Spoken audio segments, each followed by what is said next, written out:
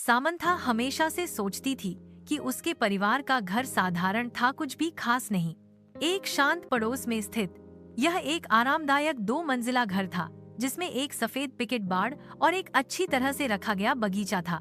फिर भी जैसे ही वह एक दोपहर धूल भरी अटारी में घूमते हुए उसकी नजर कुछ असामान्य चीज पर पड़ी। दूर कोने में भूली हुई बक्सों के ढेर के नीचे उसने फर्श के नीचे छिपे एक संकीर्ण ट्रैपडोर पर ध्यान दिया।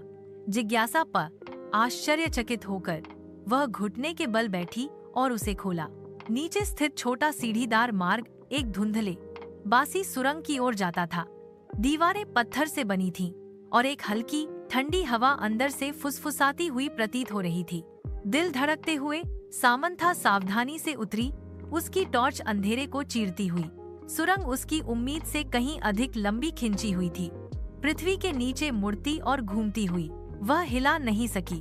उसे यह एहसास हुआ कि वह अतिक्रमण कर रही है, कि कुछ उसका इंतजार कर रहा है। अनंत काल की तरह लगने के बाद सुरंग आखिरकार एक छिपे हुए कमरे में खुल गई। दीवारें पुरानी किताबों की अलमारियों से भरी थीं, अजीब चमड़े से बंधे खंडों से भरा हुआ। कमरे के केंद्र में एक पुराना डेस्क धूलदार कागजात और पत्रिकाओं से घिरा हुआ था। जैसे ही सामंथा दस्तावेजों को पढ़ रही थी, उसके हाथ कांप रहे थे। रिकॉर्ड डीएस ने निषिद्ध अनुष्ठानों और गुप्त समाजों की बात की। उसके परिवार का नाम बार बार उल्लेख किया गया। जितना गहरा उसने पढ़ा, उसने उतना ही महसूस किया कि उसके परिवार का इतिहास अंधेरे रहस्यों से जुड़ा हुआ था। रहस्य 30 दफन रहने के लिए था। उसने कुछ ऐसा उजागर किया था जो किसी को नहीं पता होना चाहिए था, कुछ ऐसा जो पीढ़ियों से छिपा हुआ था।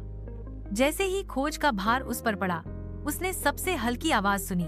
उसके पीछे से आवाज आई, एक फुसफुसाहट, धीमी और ठंडी। वह अकेली नहीं थी।